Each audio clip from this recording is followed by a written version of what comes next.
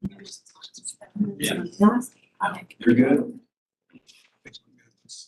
You have to see the mark. You shouldn't have to just.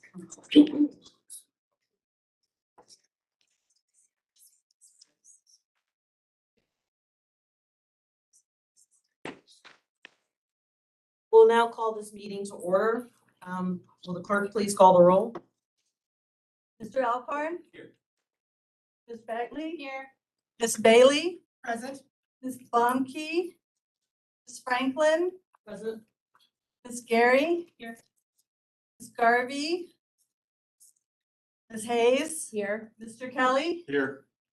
Ms. Lawson? Mr. McLaughlin? Ms. Mensing? Here. Mr. Smith? Here.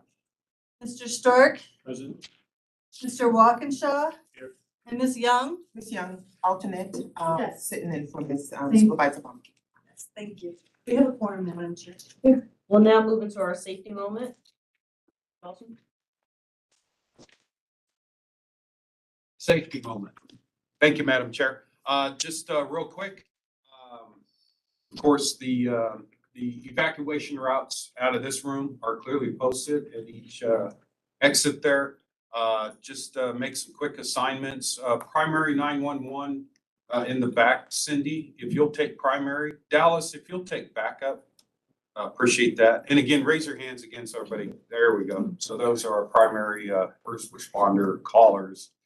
And then for AED, CPR, Chris, if you'll take primary, Cadra, if you'll take backup on that. And again, just as a reminder, out the double wooden doors adjacent to the elevator, actually bolted up on the wall, is AED device with oxygen. And there's a first aid kit out there. I think there's a first aid kit in this room as well.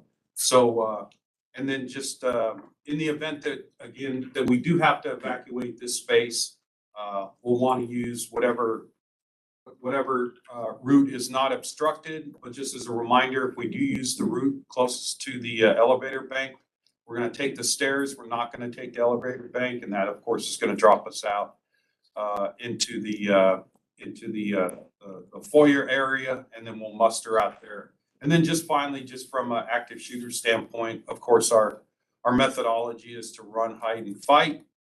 But hopefully we do none of that. So with that, that's my safety moment, Madam Chair. Okay, we'll move into item 4, approval of the agenda. Is there a motion? So move, Madam Chair. Second. Second? All in favor? Aye. Any opposed? We'll now move into item 5, approval of the minutes. Does anyone have any corrections or amendments to the minutes? Minutes from July 15, 2022. Is there a motion? So move. Second. Any discussion? All in favor? Aye. Any opposed? Moving to item 6. Just want to welcome everyone to the September 2022 VRE Operations Board meeting. Quick reminder that we are live streaming the meeting. There are mics throughout the room, so please keep side conversations to a minimum. And I'd like to welcome Council Member Alana Mincing from Manassas Park. Council Member Mincing is the alternate on the Operations Board and is here in place of Preston Banks. Thank you. I'd like to thank Preston for his work here on the Operations Board and at PRTC and wish him well in his new endeavors. He let us know recently he accepted a new position that has him moving out of the state. I believe PRTC will take action to name a new Operation Board member for Manassas Park at our next meeting. Yesterday's news of a tentative agreement between the freight railroads and labor unions was most welcome, of course. Our CEO will give us an update on where things stand during his report. And looking ahead, I'd like to invite all of you to the ribbon cutting for the Rolling Road Station Platform Extension Project. It is planned for the morning of September 28th. You all should have invitations at your desk. And if you need any additional information, please reach out to our board clerk. We'll also be going into closed session towards the end of the meeting. And after the Operations Board meeting adjourns, we'll have a legislative committee meeting here in this room. And so now I will turn it over to Rich for his CEO report. Thank you, Madam Chair.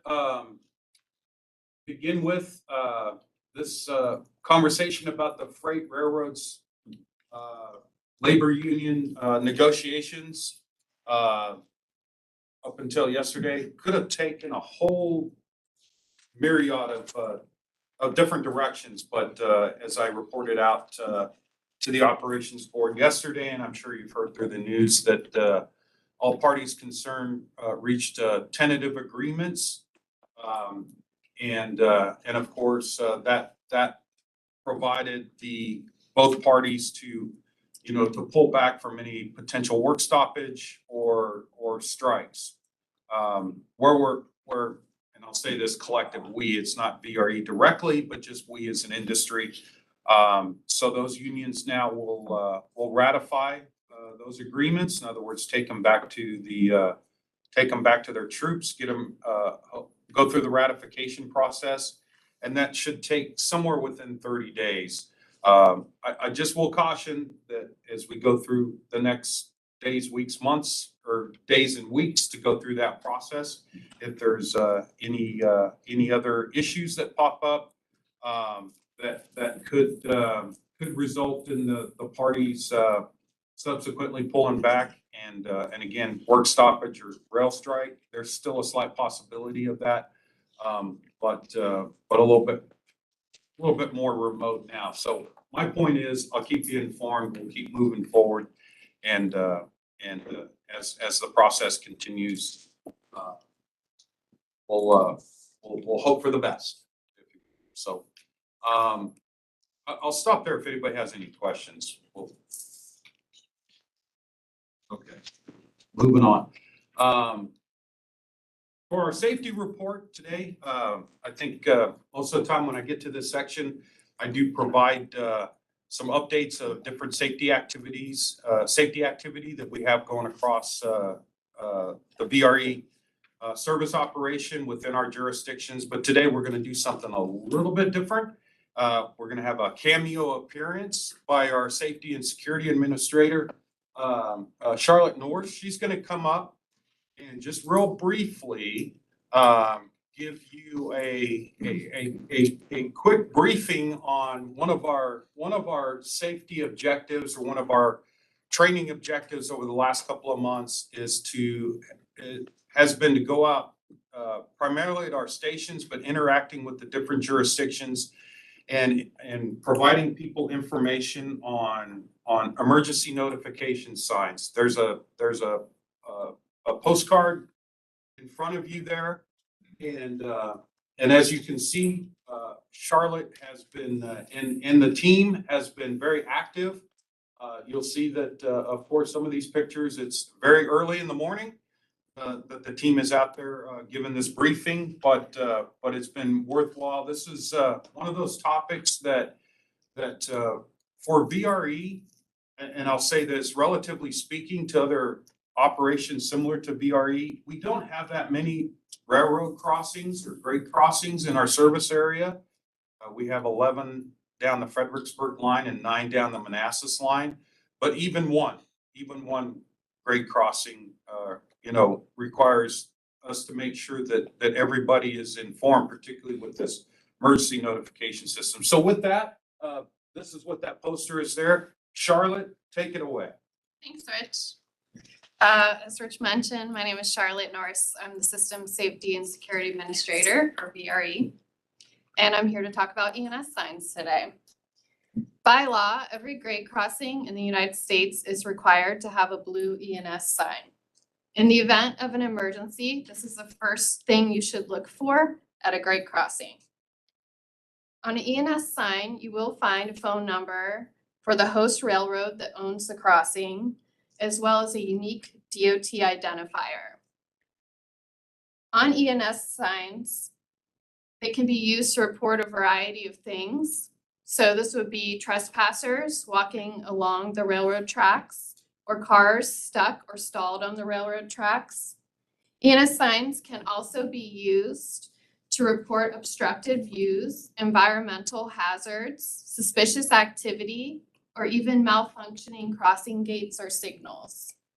Once the call is made to the dispatch center, dispatchers can actually shut down the railroad traffic within seconds. It's actually faster than 911 to use the ENS sign. And it creates a safe environment for first responders to perform their duties. I would encourage everyone to talk to your friends and family about ENS signs. It's actually the perfect time to talk to your friends and family about rail safety because next week is Rail Safety Week.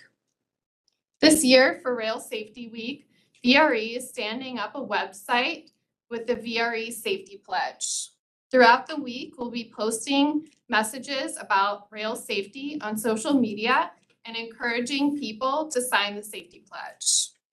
We'll also be visiting stations to actually speak to our customers directly about rail safety and collect safety pledge signatures. So feel free to reach out to me if you have any other questions about ENS signs or rail safety at VRE. Any questions? Yes, please. So just a point of information here for you. So this is wonderful. In Spotsy, we do have some areas. One of the things that I experienced myself at the Benchmark and Mine Road crossing about, I guess, 2 years ago was somebody had kind of jumped the tracks and she was caught on the rails. Unfortunately, the cell service there is very bad. And as I was calling 911, they could not receive my phone call. And thankfully, a train was coming and she was not on the same track as the train and we got her off out of the car. But I don't know that there's anything we can do about that right now. I mean, I'm pushing, trying to get self-service in some of these areas, but this would not, I guess, if there's no cell service, there's nothing we can do at this point, right? So just, there are areas in Spotsy that, you know, this isn't gonna help as much. Just want to let you know that we do have that issue. Absolutely. It's definitely a valid concern. In that case, I would recommend if there are any businesses close by or residential communities, I would see if you can, perhaps use their phone there. Of course, it's more difficult in rural areas, but it's an excellent point, and we'd love to see that all across the United States, the availability too. Would there be any way of putting some sort of communication device there at the rails? Phone? I don't know. No, that's probably way outside the realm, but I'm just, and maybe it's overkill even to bring that up, but it is an issue in Spotsy. Sure. And I will say maybe moving forward, we can work with each jurisdiction to make sure that kind of our safety upgrades make sense for Spotsy versus what may make sense for Fairfax. Absolutely. Each crossing is unique, so there are a number of factors to think about. 9 times out of 10, you will have the cell service, at least within our service area, but there are many layers to this and different things to look into. Ms. Bagley? On a similar, it might not be a major issue, but the language element, I'm just curious, is there other languages that the signage can be provided in, or like a QR code that you held your phone up would show the information in a couple other standard languages? So ENS signs are mandated by the FRA. The regulation went in place just a few years ago. They did heavily look into different options as to the formatting of the signs. And that was the final decision that was mandated that the host railroads were then responsible for. Again, I think that's a good point as well because it's a very diverse area. And it would be something to consider for the future as we have more discussions about rail safety. Madam Chair, I was just gonna, have you looked at the cell tower, the closest cell tower in your area? And if they could expand the range? Because that's what it is. Yeah, it's an issue that we are looking into, but it's, as you know, that type of thing. And it's not even really in a, it's in a heavily populated area. It's almost like a little dead zone right there at the train tracks. And it's just, so we are looking into that. Yeah. Yeah, I would say, the challenge, at least going back to Ms. Bagley's question, is kind of what's permitted through the FRA, but I think it is something important for us to at least raise to those levels that, at least in our area, we do need it to be in various languages. So thank you for bringing that up.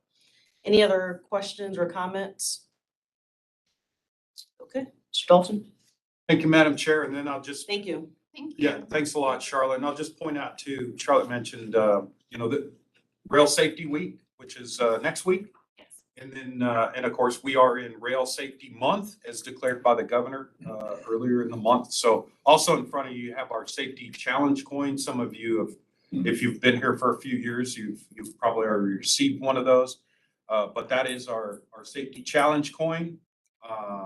And Charlotte's made those available to board members here today. That's one of those things where we like to, if nothing else, walk around with that in our pocket or somewhere close that reminds all of us that we do work in this somewhat hazardous environment, if you will, and just that we need to maintain our head on a swivel, and safety has just got to be paramount in everything that we do. So that's sitting in front of you as well.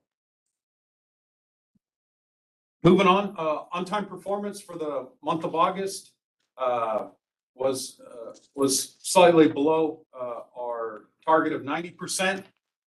Came in at 86%. Of course, that's a market improvement from a year-over-year standpoint.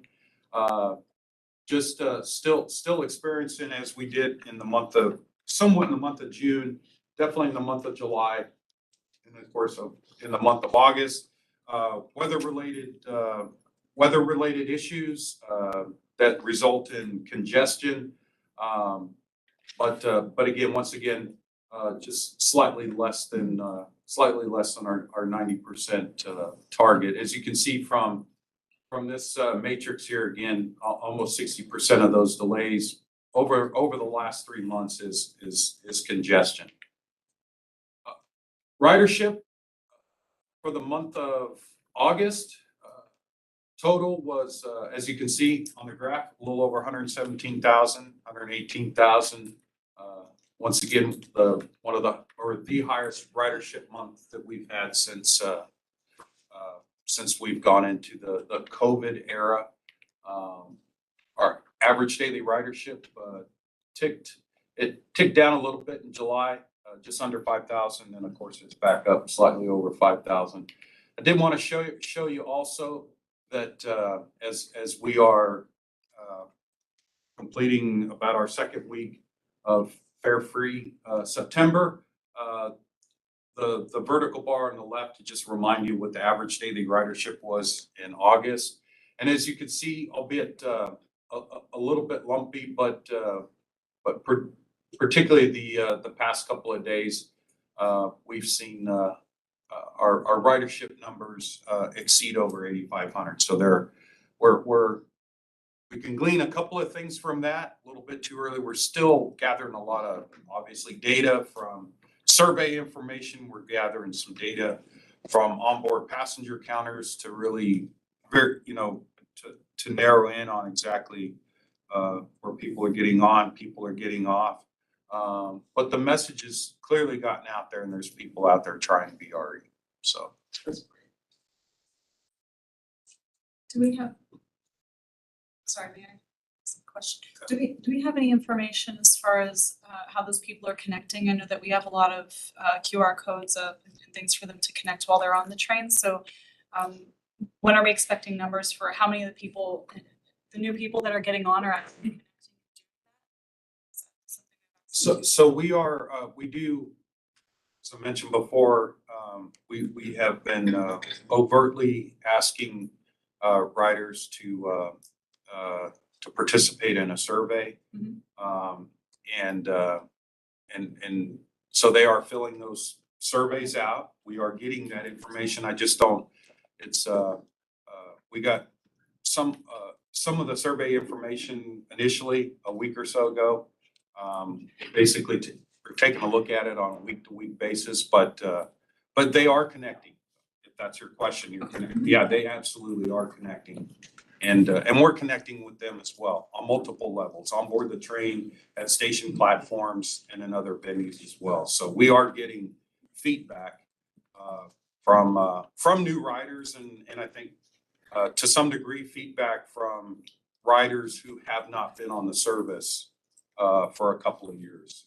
They've elected to take the survey as well. So a lot of good information. This will, again, just want to give you a little taste of the Sure. of what it looked like right now, but like I said, a lot of good information coming in. Just let the month play itself out here a little bit. Sure. Yes, Ms. Bailey? Sorry, just to take you back when, I'm just kind of curious, I see the asterisk saying exclusive of riders at Alexandria and Crystal City. Is that just, we're too early in the data collection to be picking that up yet? So the data that you see here is daily ridership as we account for it for NTD purposes. Okay, so what we do is we do manual counts at the max load points, right? Both southbound and northbound. The asterisk there just simply means, and this is where we're gonna get some additional data off of our automatic passenger counters, is actually looking at that exact, okay, how many exact people got on at Alexandria and got off at Crystal City? How many got on at Crystal City, you know, and got off at LaFont? That's that. So there's additional riders in that, you know, in that count, but that's not, this is just based on our standard methodology for NTD reporting. So that'll be forthcoming. So I mean, the punchline there is if we counted 8,700 riders yesterday, you know, it's likely to be another 500, 600, 700 that we actually captured from the on and offs between Crystal City and Washington Union Station. Right, so we don't know it yet, but it is knowable. We do have a method eventually to. Absolutely. We can see it. Yeah. Let's just put it that way. We can see it.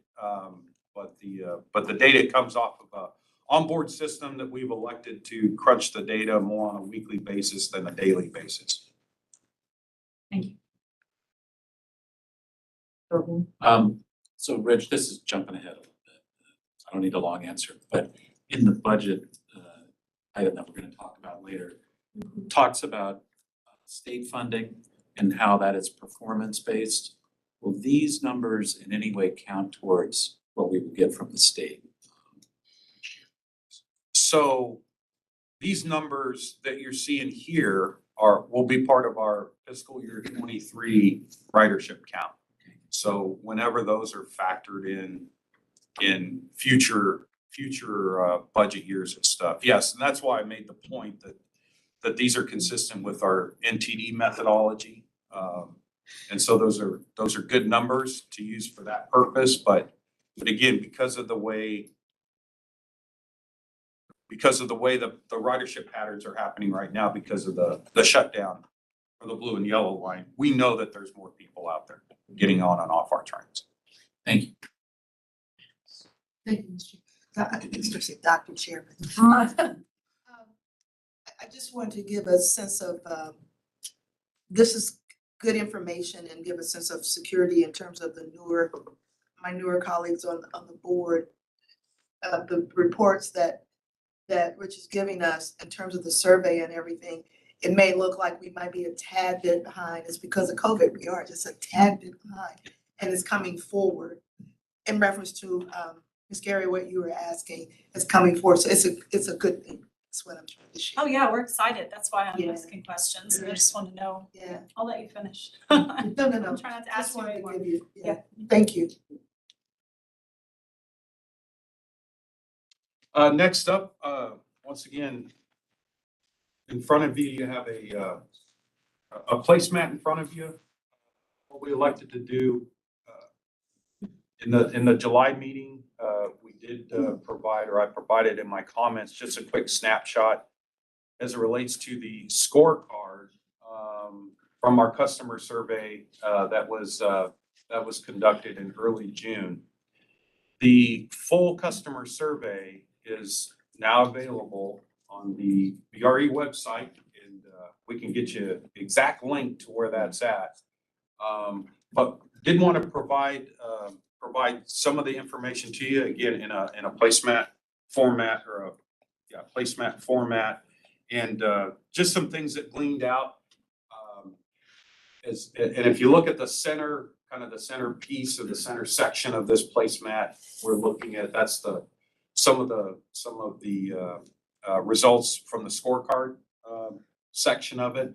And then somewhat strategically placed around the placemat are some other data points, but also just some comments that we'd received from our writers as well. So as I mentioned, again, last month, we basically saw an increase in all of the categories compared to 2019. And so the trajectory is in the right direction, but make no mistake, we always see ways of frankly looking at the data and trying to mine out opportunities for improvement. So we continue to do that. So again, just without overloading you with a bunch of information and stuff, I just wanted to leave you with this. We'll make the like I said, the survey and its results available to you. We're not only using the survey results for opportunities for improvement from a service related standpoint, but of course, Christine and her team are taking data from that to incorporate it into the system plan efforts, and others use this information as well for various purposes. So again, just wanted to touch on that because we didn't have enough stuff sitting in front of you at your table. I do also want to acknowledge two new staff members, relatively new staff members. Trinette Broussard is in the back. Trinette's joined us as a contract administrator. And then Carol Christofic has joined us as a revenue staff accountant. They're joining their first VRE operations board meeting this morning. So just wanted to say welcome aboard. Glad to have you. And then finally, just a couple of things.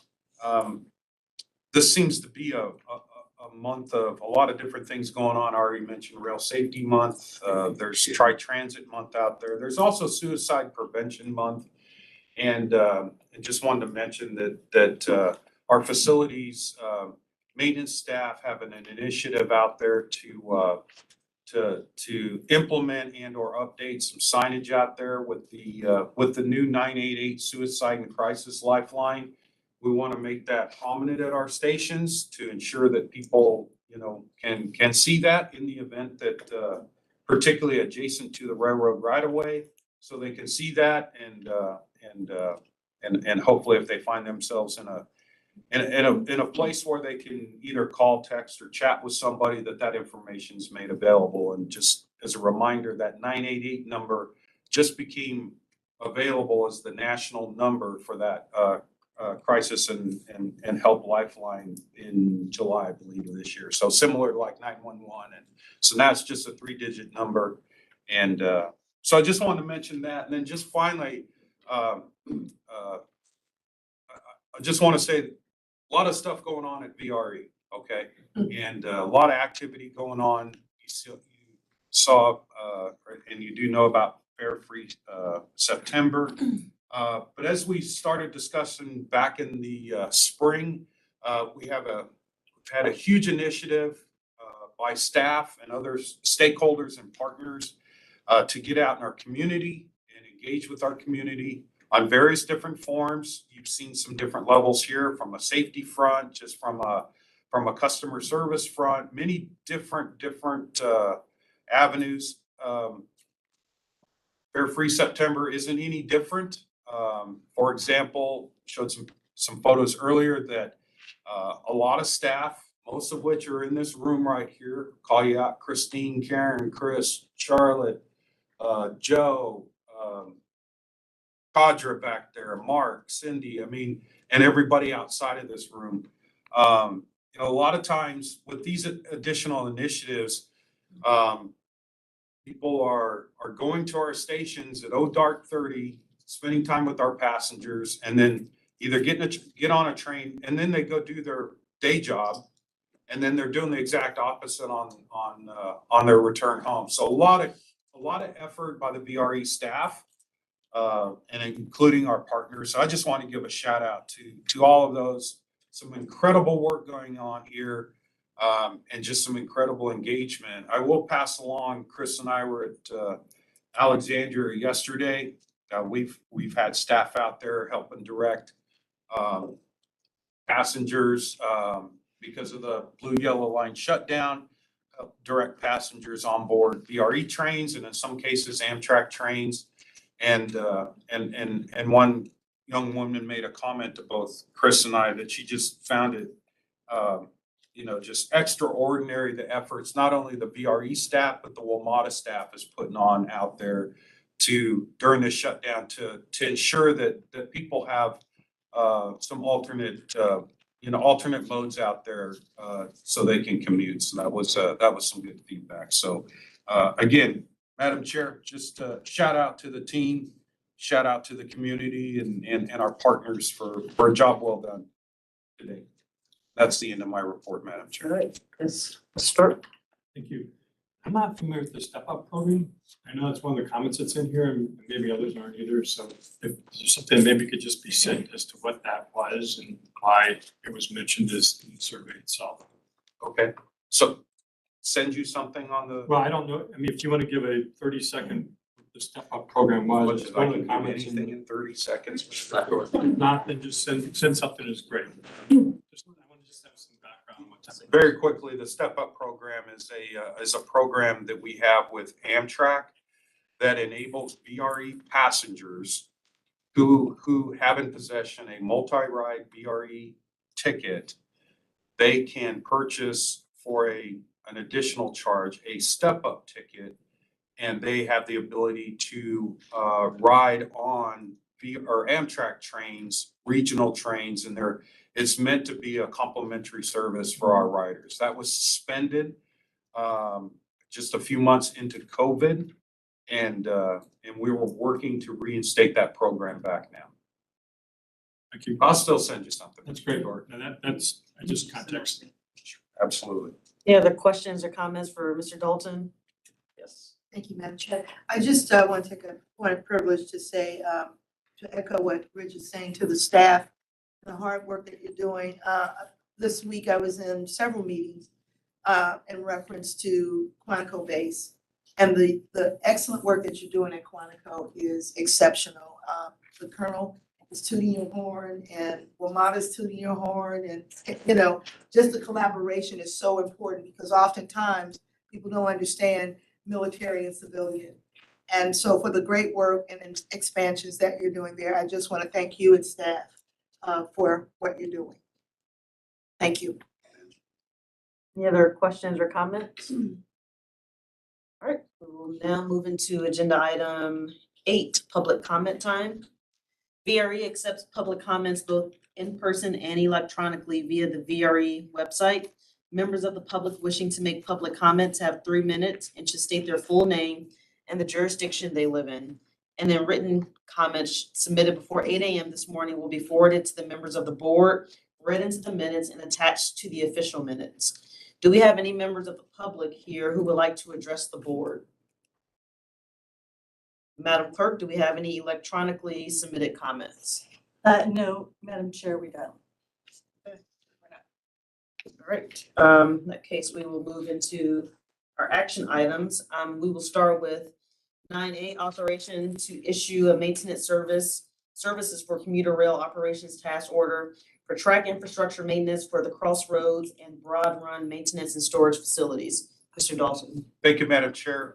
We seek authorization to issue a task order to Keolis Rail Services, Virginia, for track maintenance or track infrastructure maintenance at both the Crossroads and Broad Run maintenance and storage facility for the amount stated in the resolution plus a contingency for a total amount not to exceed $307,273. Simply put, this is a program of various tasks to affect some enhancements, some state of good repair type projects, mini projects, to both our maintenance and storage facilities. This was actually budgeted and accounted for in the Keolis contract amendment that we did a couple of months ago. So this is just the task order coming back around to authorize the work. So that's my summary, Madam Chair. Is there a motion? In the honor of my colleague, I so move now. Okay, is there a second? Second. Any discussion? All in favor? Aye. Any opposed? Now moving to item 9B, authorization to issue an MEC 7 task order for engineering oversight for new passenger rail cars 2. Thank you, Madam Chair. Yes, this is, we're seeking authorization to issue an MEC 7 task order to STV. And this is for engineering oversight work for the new passenger rail car 2 project that's currently underway. Again, for the amount stated in the resolution plus a contingency for a total amount not to exceed $1,495,080. Just, this will be the second task order, or second year. So second task order for this, for the oversight of the new rail car project. And as stated in the background, this includes a host of things under the umbrella of engineering oversight for design reviews, first article inspections, in-plant inspections, on-site inspections, for not just components, but systems, subsystems. And again, we're in the second year of this project with final delivery of these new passenger rail cars scheduled for late 2025. That's my summary, Madam Chair. Is there a motion? So move, Madam Chair. Is there a second? Second. Any discussion? Question. Is there a location where you can actually see the breakdown of this? The breakdown, I'm sorry. The breakdown. Of the actual action item. I believe that was sent around the actual agenda, right? It's, yeah, it's the Online. agenda item online. Yeah, if you click on it, it should show up with the details. Okay, thank you. Any other questions or comments? All in favor? Any opposed? Now move into item 9C, authorization to amend contract and task order for maintenance services for VRE facilities. Thank you, Madam Chair. We seek authorization to amend the existing agreement with NBE for maintenance services for VRE facilities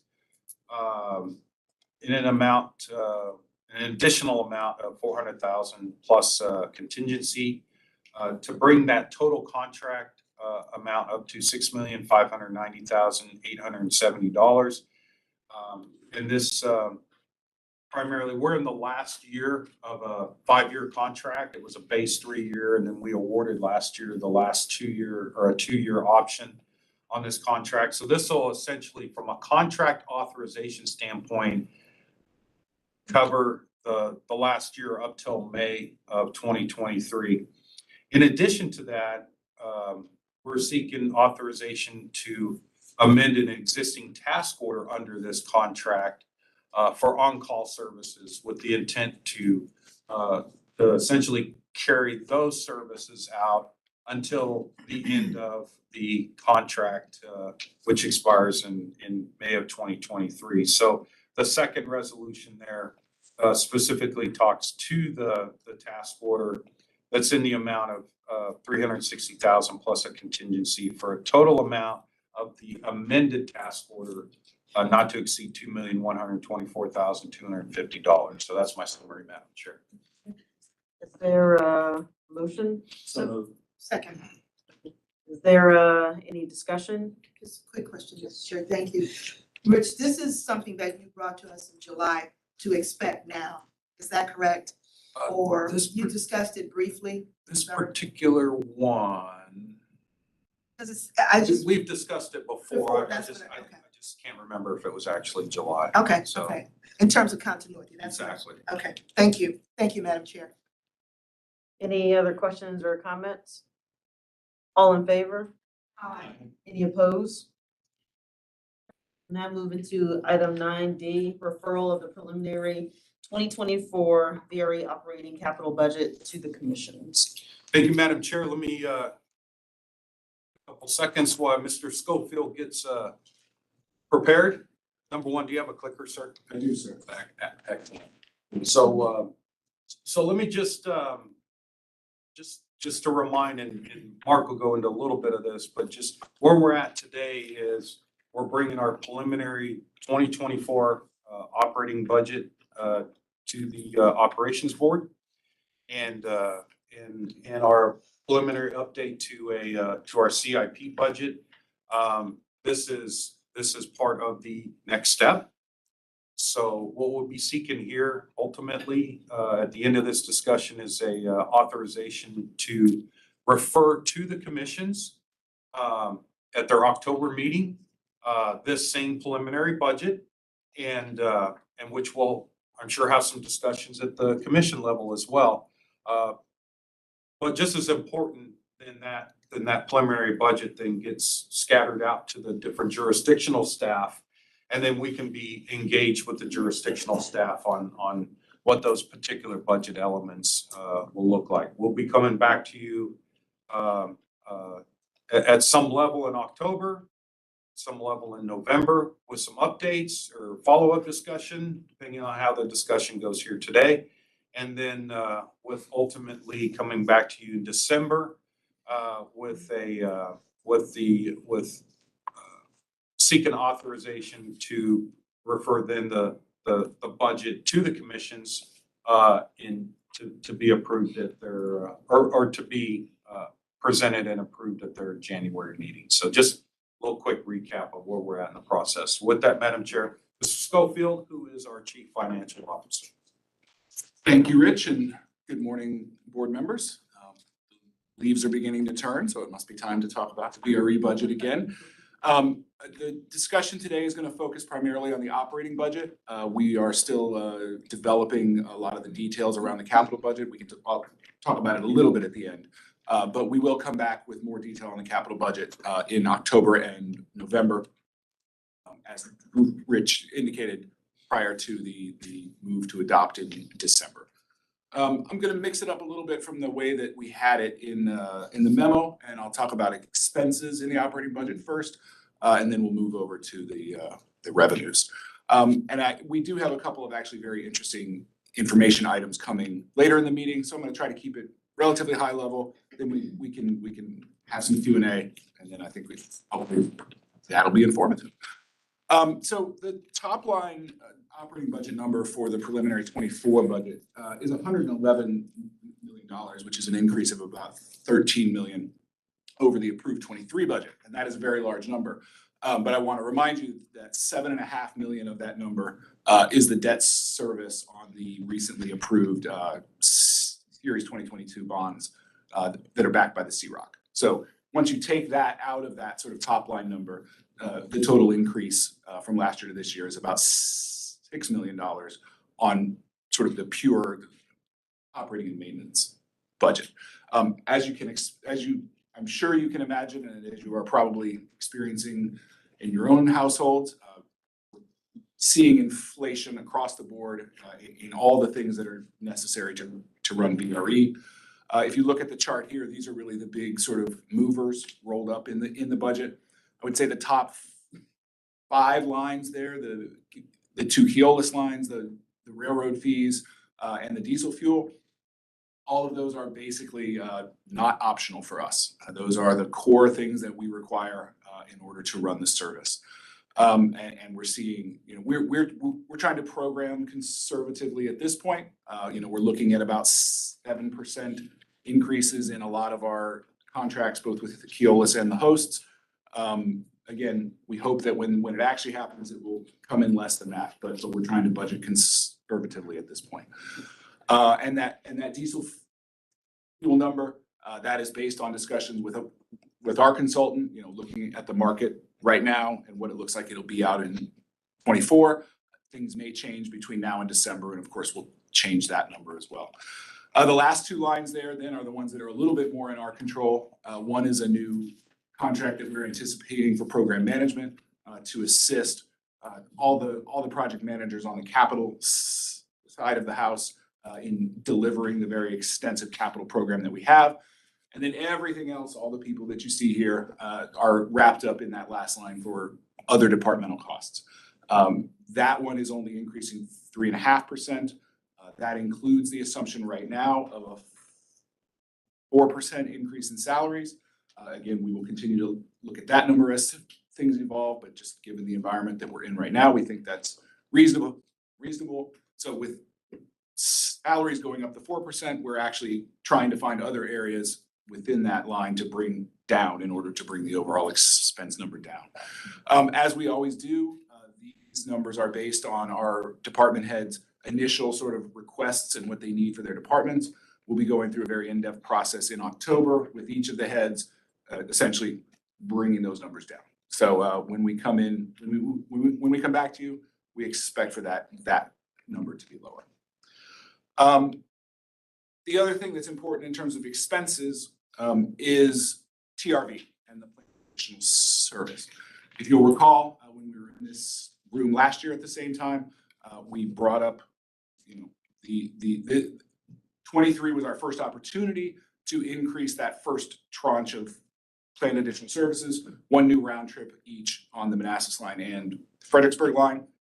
We determined at the time last year, not really the time to plan to bring those on, which I think we all agreed with. But we need to consider that again, because that is a commitment that we have made as a part of TRV. Those numbers for those additional round trips are not included at the moment in the preliminary budget in that $111 million number. Right now, our estimated sort of net cost after you account for a little bit of additional ridership and also the additional reimbursement that we would get from VRE on the track access fees is that one new round trip train on the Fredericksburg line would cost about $2.5 million. And on the Manassas line, again, just because the distance is a little bit less, you're looking at about $2.1 million. So that's something that we're going to need to discuss in more detail. Just where do we feel like we are relative to that commitment? And if the determination and the guidance is that we do believe that 24 is the right year to bring one or both of those trips on, then my team will go back. We will layer that into the budget in all the different places that it needs to be, whether that's the access fees, Keolis, diesel fuel, whatever, and we will have that in the budget.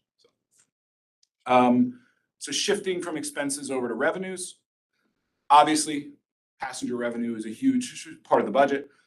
As we discussed in July, as a part of the key issues, our staff recommendation right now is not to propose any changes to the fare policy for 24.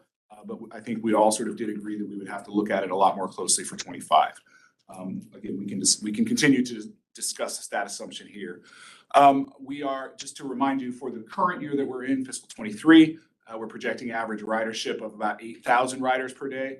That's not 8,000 across all 12 months. That's more like starting at 5,000 or 6,000 and increasing over the period to something higher than 8,000. That, given our best estimates, would generate about $25 million in passenger revenue. Given that as a starting point then for fiscal 24, in the budget here, we're projecting preliminary ridership of about 10,000 per day. That would generate, in our estimation, about $29 million in revenue.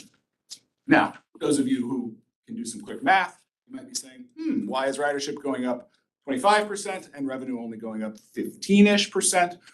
We do continue to expect, as we've talked about, and we'll talk about a little bit more, what we've seen to date is that the longer distance trips have been the ones that have returned more.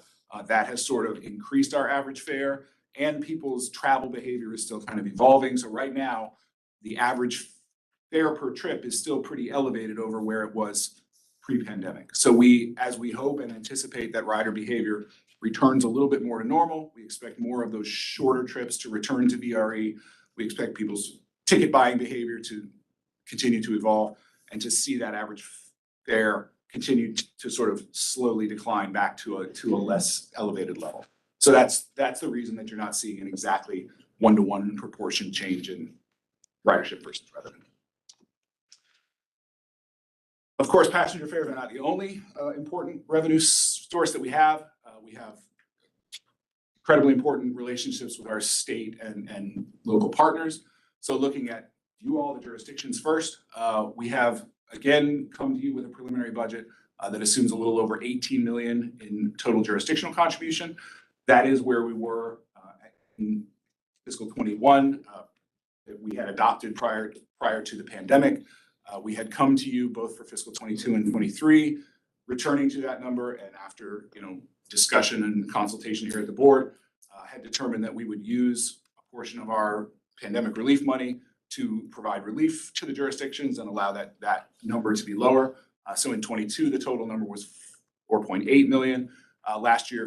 This year, 23, the number is 13.5 million.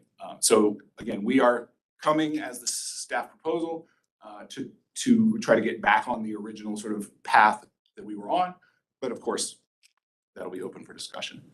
The other related piece, of course, is not just how big the pie is for the jurisdictional contribution, but how it gets allocated amongst the jurisdictions. We are facing just a little bit of a timing challenge this year with the blue-yellow shutdown. We would normally do the survey in the first week of October. We don't want to do it then just because we may have, sort of non-representative rider patterns during that time. Right now, we're looking at doing the survey now the very first week of November, hustling to turn around the analysis on the results and have at least some preliminary, maybe not fully audited and everything, but some preliminary results back for you all to look at the November meeting. Because again, we anticipate that we're going to see a shift in terms of the proportion of the ridership coming from the southern jurisdictions, the longer distance trips.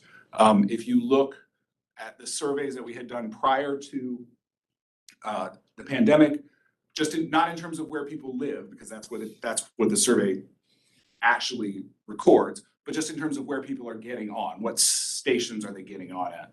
Prior to the pandemic, you had about 34% of riders getting on stations in Spotsy, Fredericksburg, and Stafford. Right now, the most recent survey that we did, you've got 48% of riders getting on at those stations. So about half again as much. So that is definitely, if that pattern continues to play out into the first week of November, that will definitely get reflected in the results of the survey. Shifting to state assistance, we now have two very strong partners at the state level, both DRPT and VPRA, handling sort of different aspects of VRE. If you'll recall, in FY22, last year, we did not seek reimbursement on our track access fees. We covered that also with the pandemic relief funds. This year in 23, we have returned to sort of the normal way of doing things. VPRA is providing us 84% reimbursement on those track access fees. And we are anticipating that will continue again into fiscal 24. So our preliminary projection for state operating assistance that we receive from DRPT, VRE, along with all the other transit agencies in the state, gets state operating assistance that comes out of a performance-based program.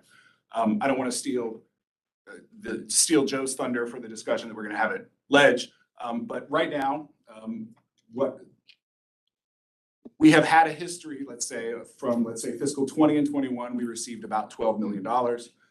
In fiscal 22, we were originally scheduled to also receive about $12 million. And then the state went through their revenue forecasting, realized, there was a lot more funding available. A lot of that got given to transit agencies. We were definitely one of the beneficiaries of that. So we had an amended amount in fiscal 22 of $20 million. And then our amount right now for this year for fiscal 23, it's about $24 million. But I don't think it's quite fair to sort of compare where we think we may end up in 24 to that $24 million number. I would say our sort of baseline level that we've been planning on and sort of budgeting around has been that sort of $12 million number. But what we're looking at the moment, and this is all very preliminary and very much sort of in discussion at the state level. The state, very understandably, had sort of frozen the model in time when the pandemic hit. And they were using the FY19 numbers to do the allocations. And I think everyone understood why they were doing that. And very understandably, at some point you have to move ahead, right? And so the desire and the direction is there now to use the current numbers. And, you know, to be candid, because of how our ridership has lagged, we don't do very well in that using those new numbers. And so at the moment, again, all preliminary, the projection is that the VRE in 24 would receive about $5 million in state operating assistance. So that when we get to the next slide and we're talking about how much are we going to have to use the pandemic relief money, that is a part of that. So, but again, as I said, this is very much preliminary, still being worked on by TISDAX, still being worked on by DRPT. But just this is the projection that that we have in the budget currently. So as I said, talking about the pandemic relief, because obviously that's important. As you'll recall, we were recipients of 3 different sort of tranches of relief money: the CARES Act, CRISA, and then the rescue plan. We are on track to have expended all of our CARES Act money by about the end of the first quarter of this year. That was $85 million. We will then make a transition over to using the rescue plan money. That will be a seamless transition. And I do want to take a moment actually to say thank you to PRTC, to Cynthia, for all the work that they've been doing to help us with those grants and to get those grants lined up. So you will see at the moment that we're showing a preliminary deficit in the FY24 budget of about $32 million. If that number stays the same, that's the number that we would expect to be supported by the rescue plan money in 24. And I should note, I'm sorry, I skipped over. We did receive the money in the order of CARES, CRISA, rescue plan. We are planning to use it in the order of CARES, rescue plan, CRISA, just because the rescue plan money has more constraints on it, needs to be used more quickly. So that was just a decision that we made in consultation with PRTC, with FTA. So,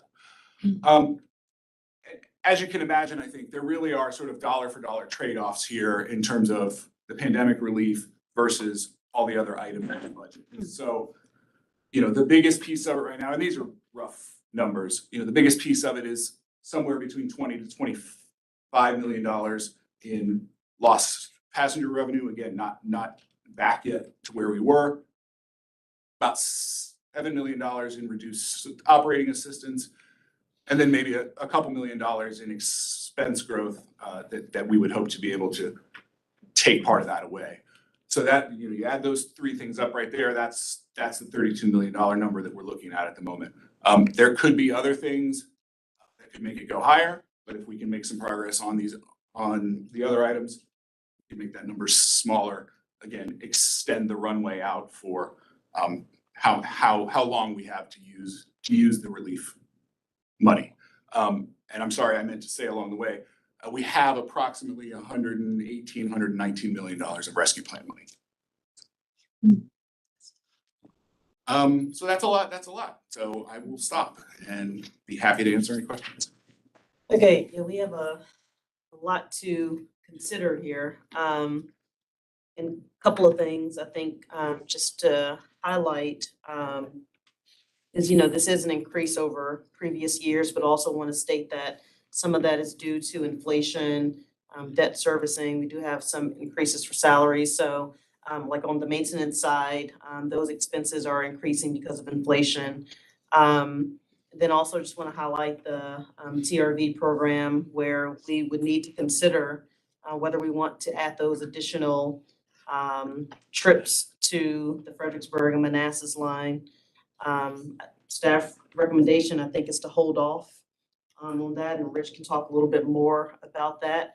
And we do have other projects that are in the pipeline that we would need to consider, and making sure that we're providing full funding for those projects. And so, like I said, a lot to discuss in terms of which direction we want to go in. So I guess we can open it up for maybe some questions from Mr. Schofield and then maybe some discussion. Want to point out it is 10:02. We are making good time, but just want us to be mindful. Mr. Stork.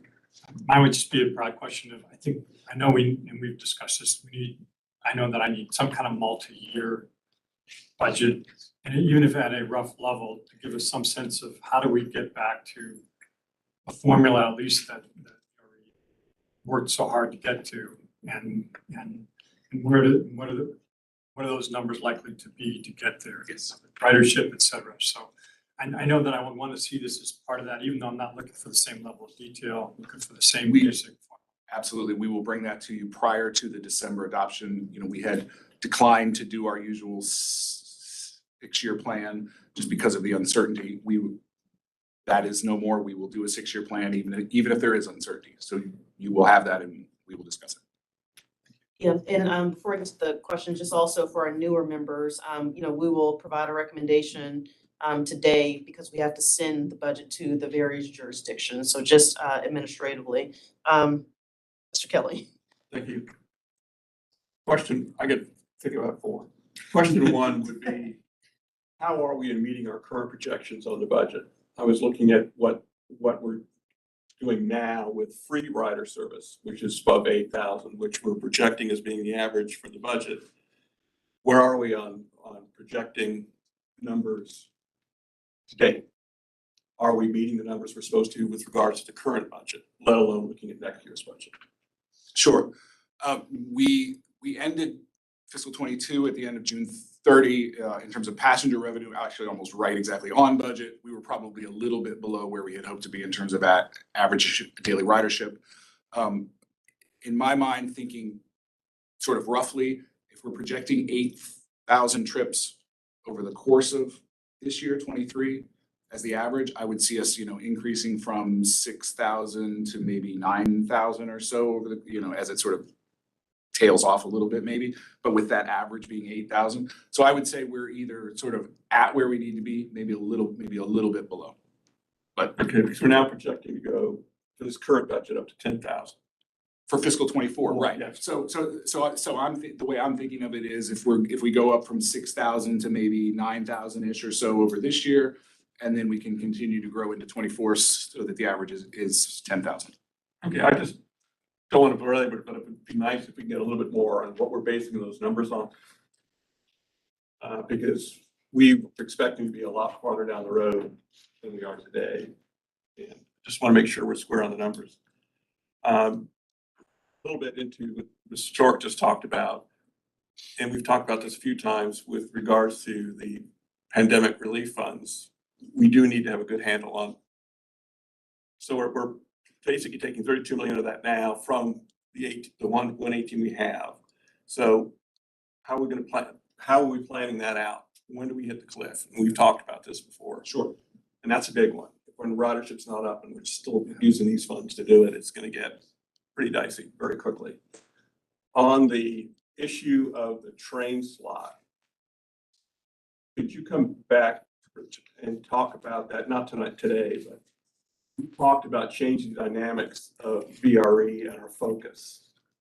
Can we have a conversation on, is this the opportunity to take that train slot and change that direction?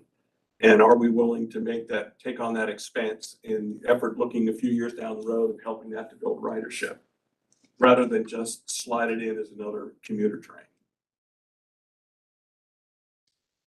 Yes. Okay. Can I ask you a question? I had a question first. We've got a couple of questions over here. Mr. Schofield, did you want to respond to Mr. Kelly on any of those? Oh, I just wanted to add like an anecdote because I think we are not at the level of ridership that a year ago when we were doing this that I would have hoped we were at today. But I was on a call earlier this week with some representatives from the GAO, just as one sort of federal agency, and they are still 100% virtual. So I think that's indicative of some of the challenges that we're facing. And the last one is, I'm assuming one of the things we're talking about on the legislative side is this new changeover by the state on going back to current numbers on funding, because that's That's a significant hit. And moving forward, I look forward to hearing if this is where we're gonna stay on with what's currently going on. We're looking at coming to that little issue of dropping down in funding rather quickly. Yeah. Thank you. I would just, I'm sorry, go ahead. I'm sorry. I think the state has been a very good partner with us on that. I mean, we are a little bit of a square peg in a round hole, you know, but their intent of creating a performance-based model, I think is the right thing to do. It's just, how does VRE work in that? And VRE has. I'm just looking, one, at the reality with the situation, but I also look at it going to the PRTC side of the house is the formulas sometimes the state use are a little bit bizarre. When I've got university bus services getting more money than a commuter bus service so I don't want to see us going down that road with regards to the rail funding.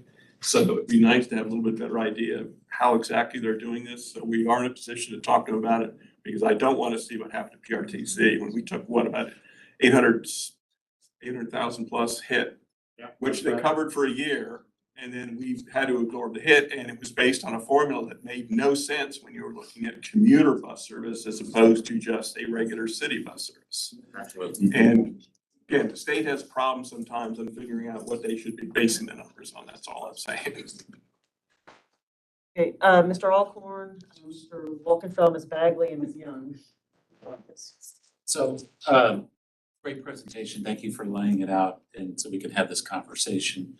I do have a question about fares. What fiscal year did we last raise fare? Don't want to get this wrong. Either 19 or 20. I'll check and confirm. 19, so it's 4 or 5 years we're talking about, right? Since we've looked at fares. Yeah, I would actually, what I'm worried about is the combination of inflation and the state funding. I'm worried that we're gonna set ourselves up for such a dramatic fare increase in 25 that we probably should look at that in 24. You know, even if it's just a matter of, you know, I know we used to informally every other year. We've totally blown that. We're off, you know, on a different path. So we might want to think about something that's incrementally over 2 or 3 years raises fares. Again, to make that cliff a little bit smaller, because between inflation and state operating support, the cliff's getting bigger. And if we're adding service, that cliff's going to get bigger too. So I worry that, you know, I worry about ridership. I don't want to do anything to decrease ridership, but if we look at maybe more of a gradual adjustment to fares, because everything else is going up. And I think our riders will understand that. Mr. Wolkenfeld? Well, that threw me for a loop there. Sorry. Yeah, I mean, I think I'm still where we were at our last meeting on fares. I think it's a hard sell right now, especially given the $100+ million of federal funds that we have. I think Mr. Alcorn makes a great point about we don't want to be in a position of having to make a dramatic increase, and maybe it makes sense to just kind of sketch out and see what that increase would be in 2025. So we see whether that's something we feel like we can stomach or not. But just on the, to Mr. Kelly's point on the additional trips, it seems, Rich, I think, and maybe you can give a little more detail on this, but the return to ridership is happening Tuesday, Wednesdays, Thursdays, and not so much on Mondays and Fridays. So we've seen a spike in the middle of the week, which is consistent with transit systems across, especially commuter rail systems across the country, right? That is correct, sir. And I think it's probably accurate that that's going to be a long-term reality. That's a pattern that, you know, people enjoy working remotely on Mondays and Fridays. Maybe they're not working that hard Mondays and Fridays, I don't know. So when we're thinking about adding trips, and I'm sure there are tremendous operational complexities here, but can we continue to operate where we're running the same trains on Mondays and Fridays as we do on Wednesdays, despite the fact that there's much less demand for riders on Mondays and Fridays. How is it even possible to say we're gonna add service Tuesday, Wednesday, Thursday, or Wednesday? Or does it not make sense because you gotta buy the rail cars and you buy a rail car and it's sitting idle and that doesn't make sense? I mean, are there any commuter rail systems that operate that way? Because clearly we have a lot of demand on Wednesdays and we don't on Fridays. And we're running the trains and burning the diesel and paying the operators on Fridays. So, Madam Chair, so I guess the short answer to that is yes, there's other commuter rail operations that operate, more of a nimble or more of a demand-based type schedules. One of the things that we constantly hear and we continue to hear is that, more trains, more frequency, that type of stuff. So we're trying to, it's almost like, where's that balancing act? We could come out on Monday, we could come out on Friday with essentially a reduced level of service. But that kind of puts us, to some degree, back in a predicament. If you remember back a year or so ago where we had riders telling us they're not coming back because of the lack of frequency, right? So, But in this context, we're talking about adding Exactly. service. Exactly. I'll set aside a potential conversation about reductions, but if we're talking about adding service, is our only decision, don't add it or add it Monday through Friday? Do we not have an option to say, we're gonna add a new trip and it's gonna be Tuesday, Wednesday, Thursday? So basically what we have right now is the ability to add a couple of round trip trains on a Monday through Friday schedule, okay? We can elect not to do it on Monday, we can elect not to do it on Friday, we can elect to do what we see fit, so. I guess That's the short answer. Yeah, I'd like to see an average of ridership by day, right? Maybe when we get through some of maybe the fare free time is a good time to look at it. An average of ridership by day and the cost to run the new trip 1 or 2 or 3 days a week as opposed to 5. And, maybe it only saves a couple $100,000 to not run it. But I think that's maybe the direction we need to be thinking about in terms of a little more flexibility without taking anything away. Yeah, and just to be clear, we'll need to make that decision today on TRV, or do we have time to? We have time. And then the other thing, just as a reminder, staff is recommending that we hold off. And so just kind of keep that in mind there, at least for FY '24.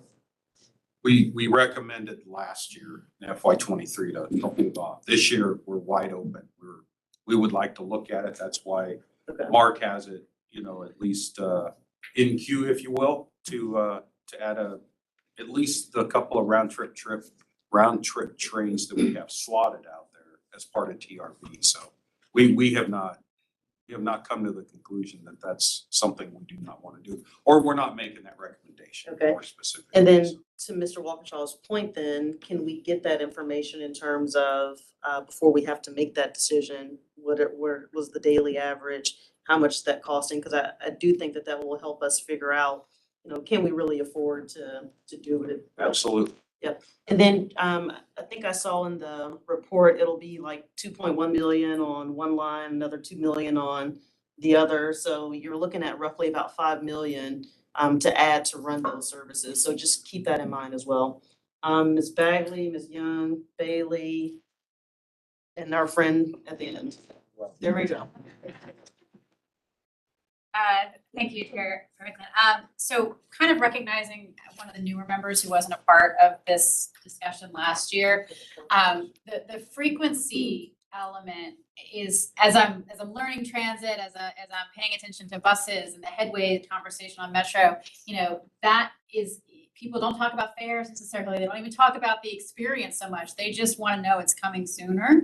So I can't help but I guess I'm pleased to hear it's on the table, because I did understand it. I'm glad, Chair, you clarified that. I thought the recommendation was not to do it, but I appreciate it's been priced out nominally and that the conversation is here and that we're gonna see some pricing models, because I do think people will pay for this service. It is people who are going to full-time employment, who often get transit benefits, and so it's the cost factor anecdotally doesn't appear to be, I'm not gonna go at $7, but I'd go at $6. But I will go if the headway is 20 minutes and not 30 minutes.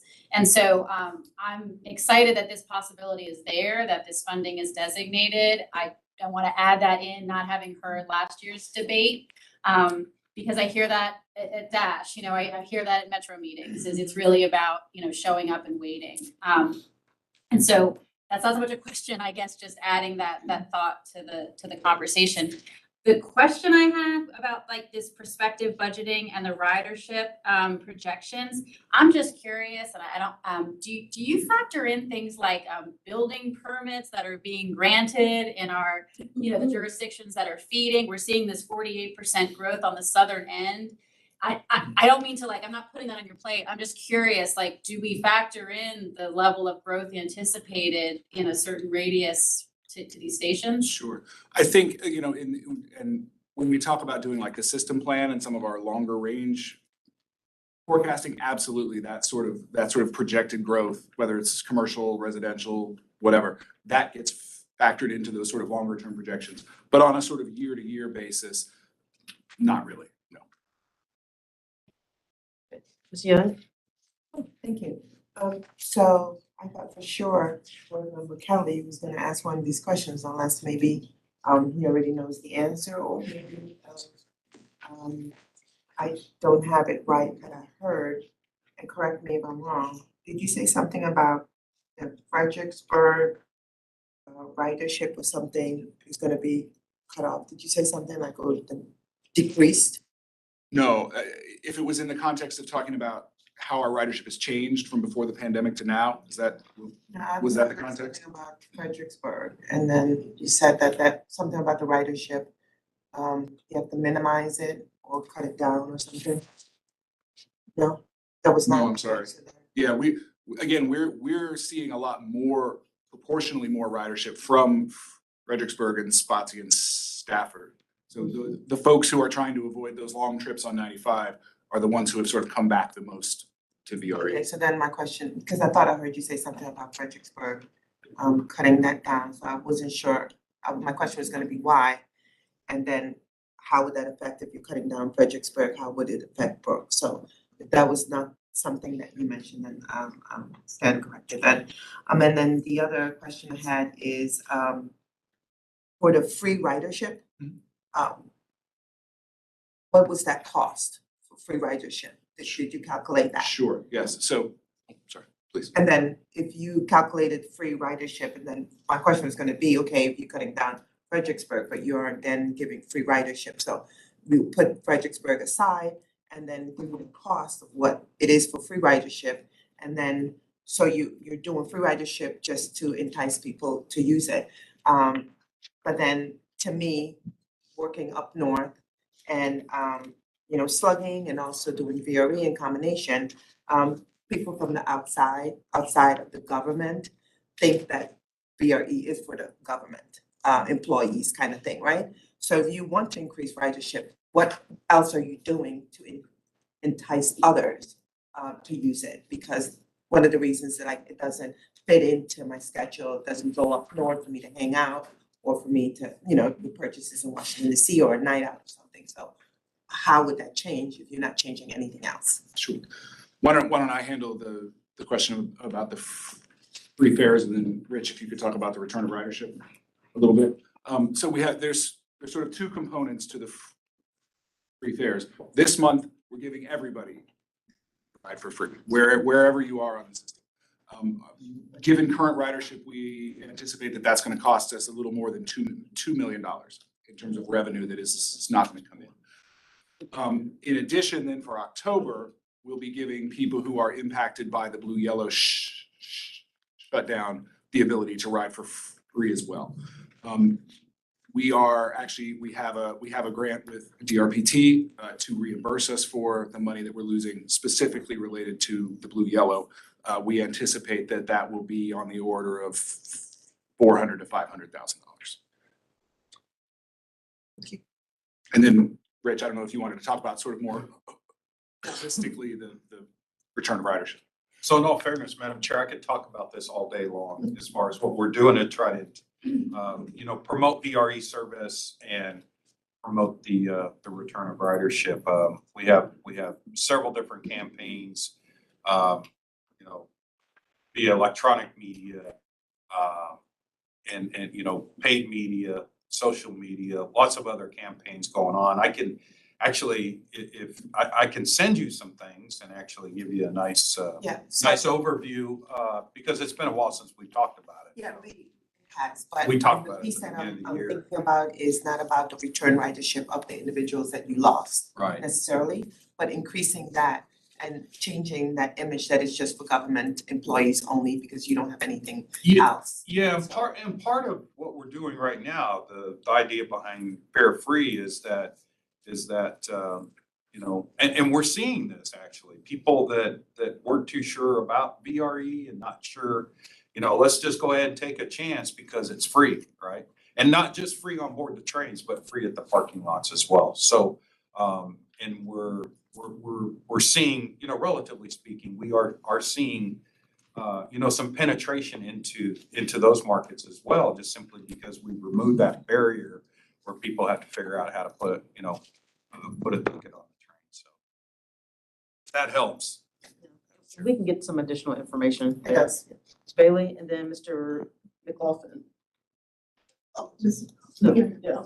Thank you very much, Madam Chair. Just a couple things very quickly. When you, going back to the program management support, the 800, though it's a small amount, and you've got in parentheses, that's new. Is that due to hiring additional staff, or is that just program support? Just no new staff.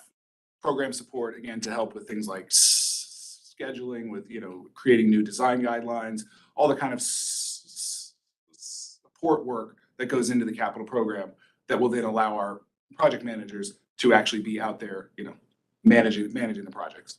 Just supporting and enhancing what we have. Exactly. Okay, just want to make sure. And then it's refreshing and good to hear when you talk about state support, that 2.5 million, is that new or is that repetitive, or that you mentioned from a VPRA? It was a 2.5 million, if you go back. Sorry. Well, oh, maybe, no, VPRA providing 84% track access reimbursement. Yes. That's what I'm referring to. That, Can you just kind of explain that just a little bit more? oh, sure, of course. Yeah. We've had a long history of the state providing significant support for the costs of the track access fees. That responsibility with the creation of the VPRA has moved over from DRPT to VPRA. And we did have, as I said, we did have that 1 year, fiscal 22, where we didn't ask for reimbursement because we were able to use the pandemic money. VPRA was able to reprogram some of that money to use on, different parts of the rail system. But now we're back to kind of the normal relationship that we have with them on that. Keyword normal, thank you. Sure.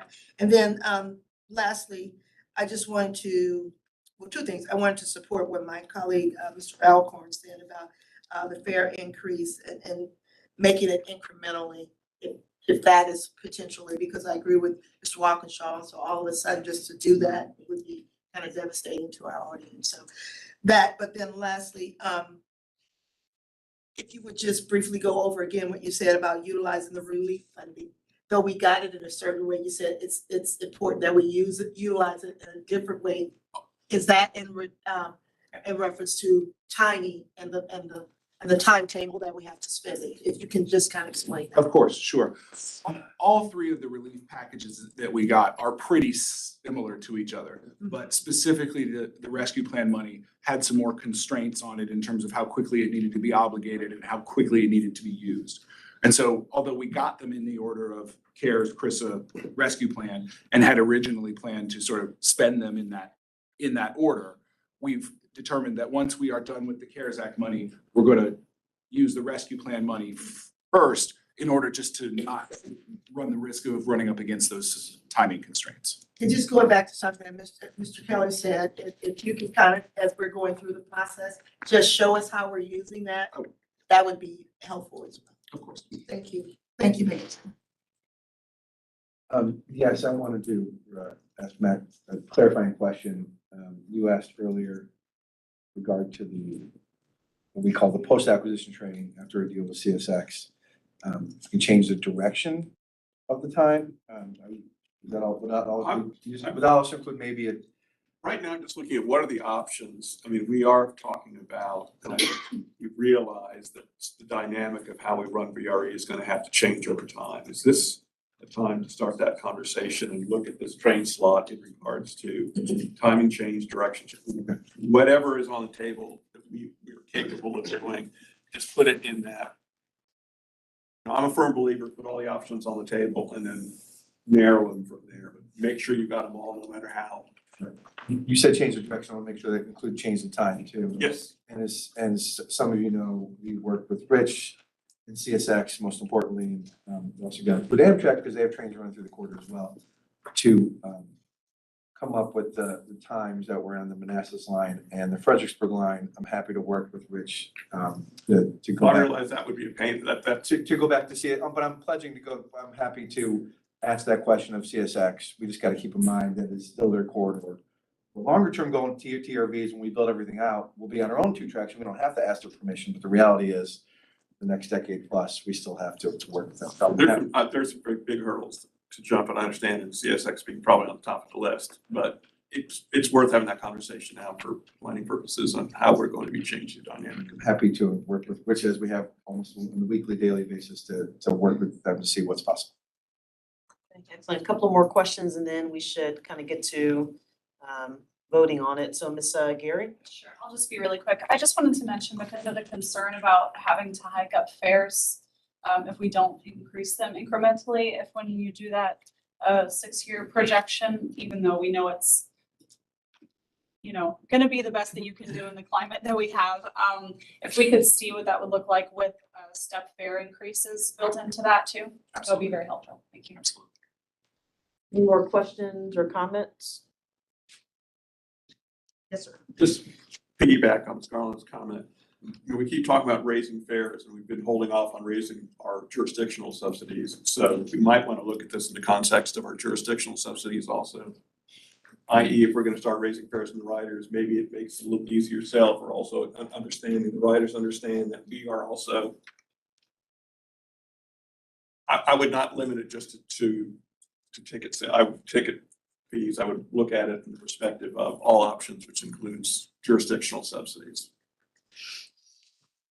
I would say in the long run, if we don't do that, it won't balance. So yeah. Yeah, right. I just want us to keep focused on just the one. That's all. Thank you. Any more questions or comments? And before we vote, I do want to remind everyone, this isn't obviously a final budget, it's just a referral to the jurisdictions to take a look at a preliminary budget. And so with some of these discussions, I've written down those who need additional information, and we'll make sure that all of that information is circulated amongst all of us. And then we can make those decisions down the road once we get feedback from our jurisdiction. So with that, is there a motion to refer to jurisdictions? So moved. Moved by Mr. Alcorn. Is there a second? Second. Second by Mr. Bagley. Is there any additional discussion? All in favor? Aye. Any opposed? We will now move into agenda item 10, information items, and I will turn it over to Mr. Dalton. Madam Chair, thank you. We've got a couple of information items and the timing of these are such that want to get some information out to you, unintended, and then come back because they were at least in one case, they require further action. So we'll step through this as concise as possible, but want to introduce, as most of you know, Dallas Richards, our chief engineer. Last fall started a discussion led into the beginning of this year about alternative energy sources at VRE facilities and stations. So we conducted some research there. So Dallas is again briefly going to let us know what he found out. And so, Morning. You got Good a morning, clicker up Madam there? Chair, members of the board, distinguished guests, colleagues. I appreciate your time. I'll share that.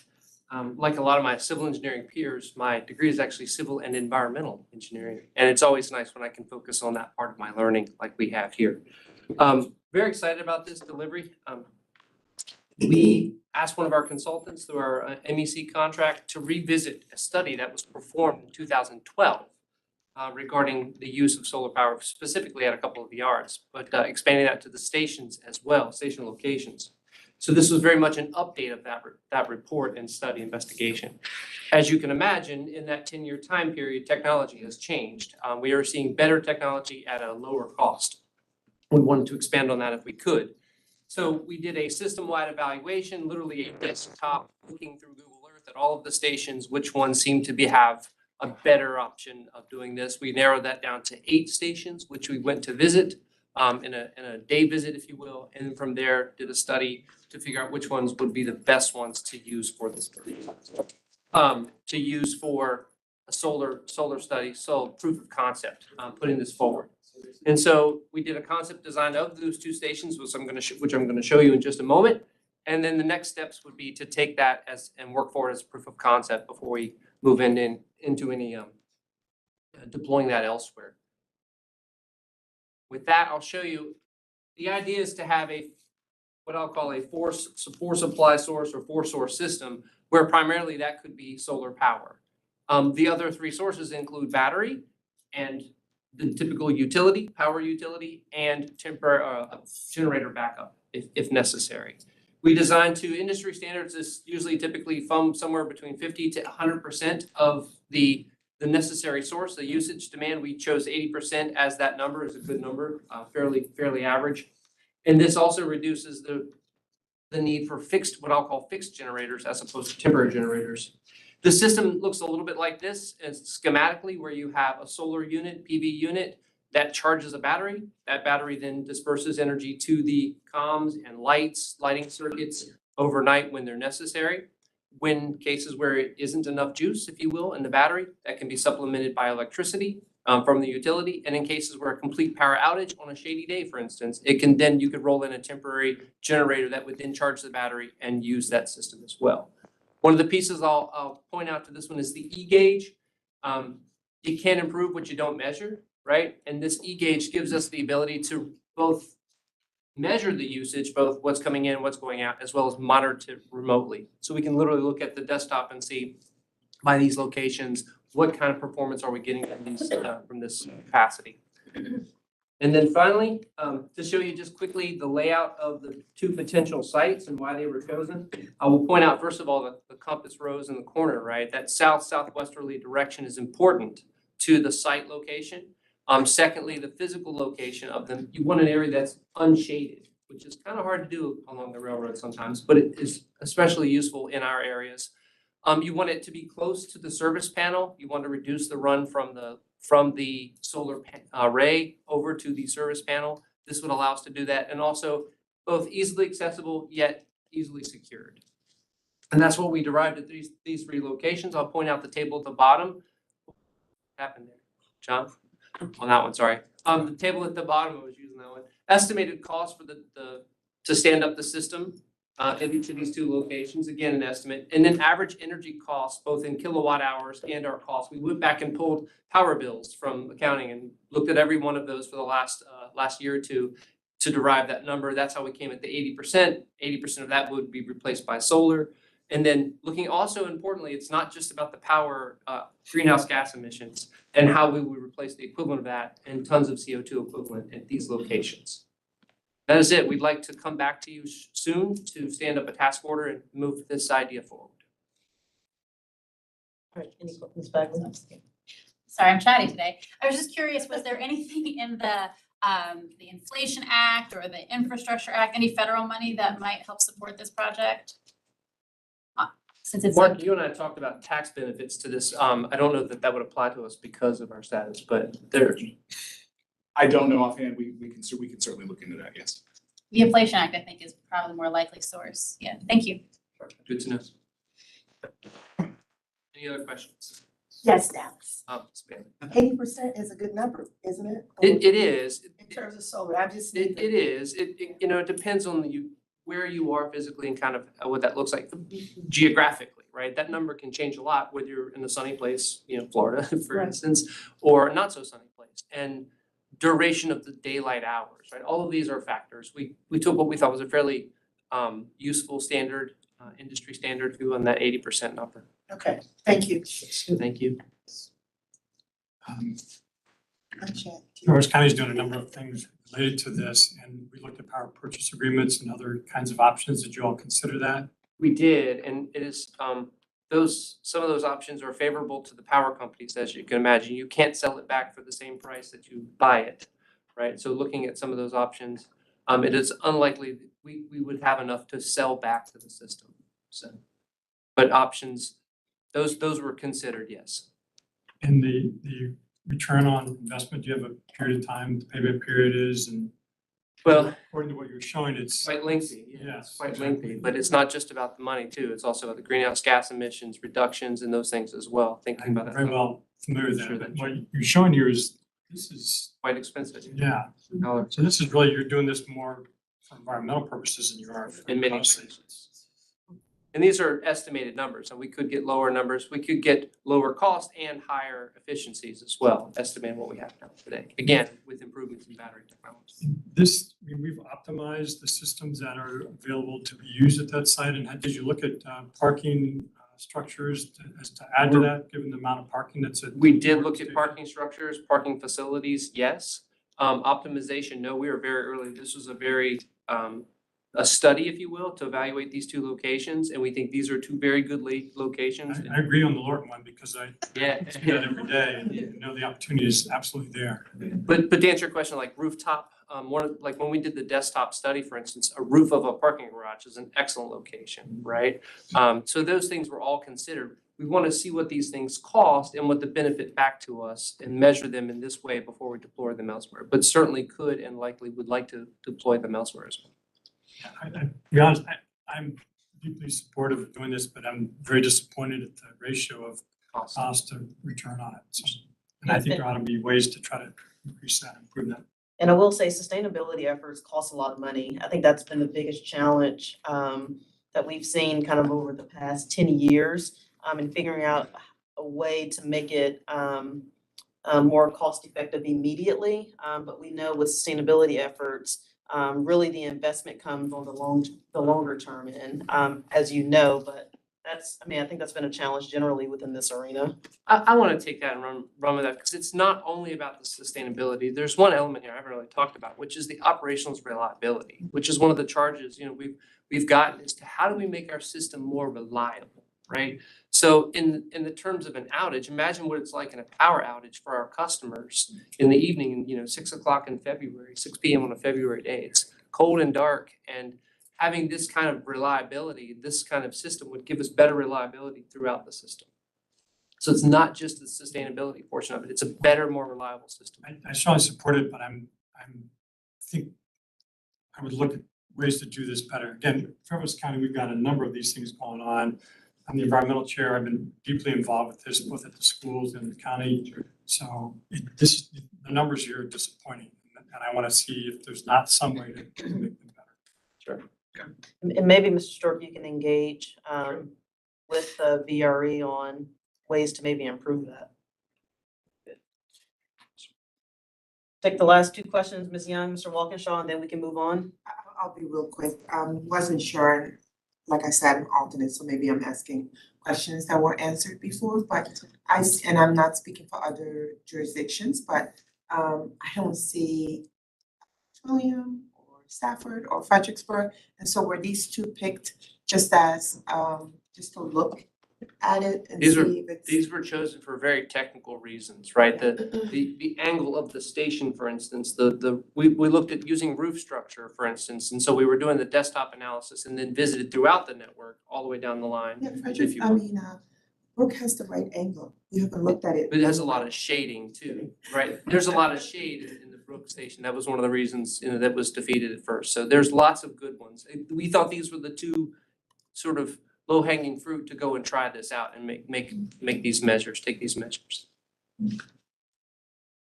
Walkinshaw? Just in terms of the cost, did we look at like a power purchase agreement type model, or are we not able to do that?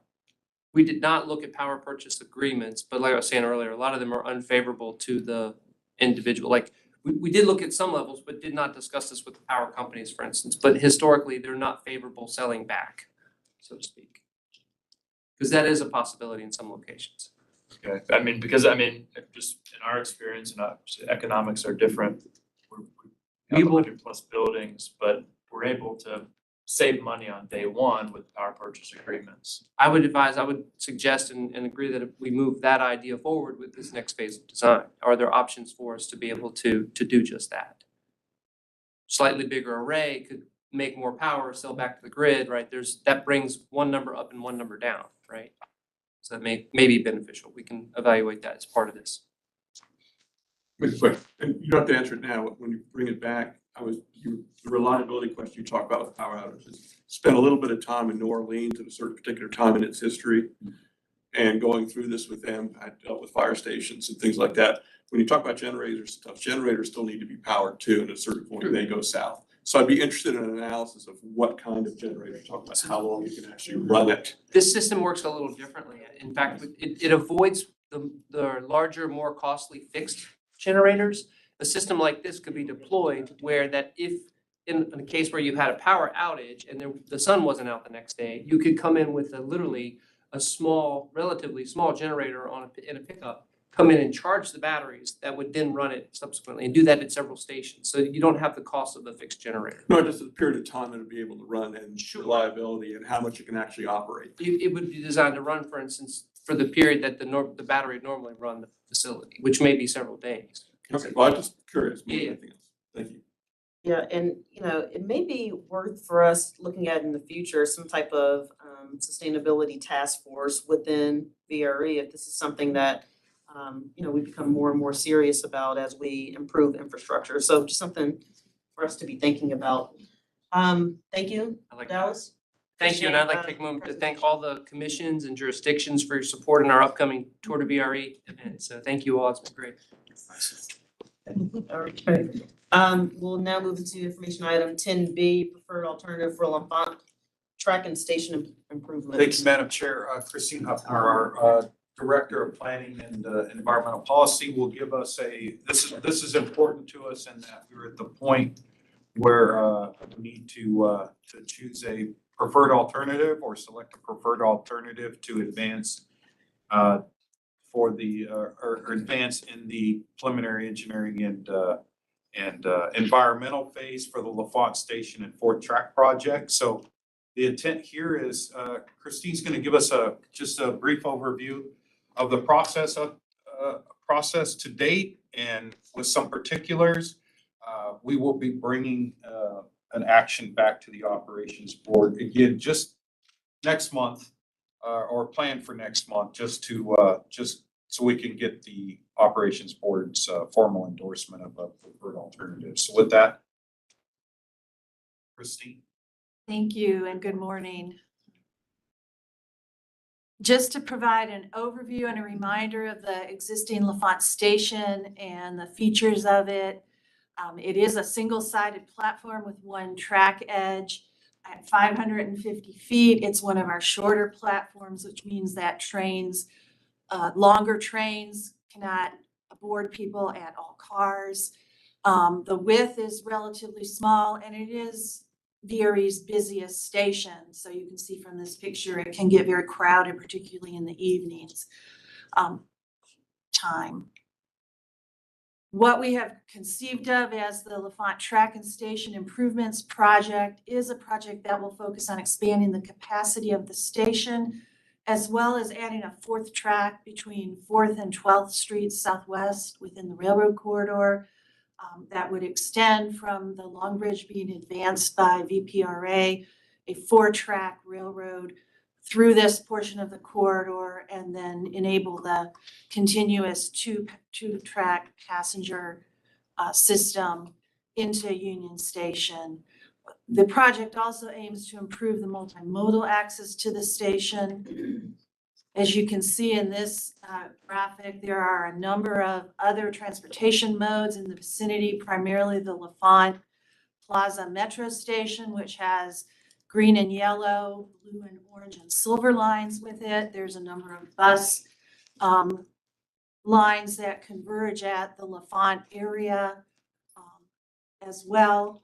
And just a note, when you see the railroad corridor going through this area, which is shown in the dotted gray line, at the L'Enfant station, it is important to note that the railroad is elevated above street level at this point.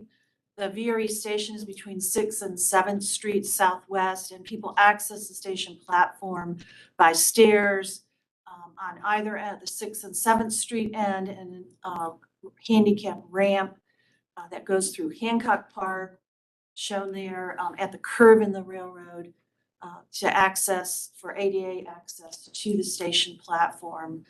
Our design objectives do focus primarily on adding capacity to the station that would allow it to serve 2 trains simultaneously and serve each of the 2 future passenger tracks.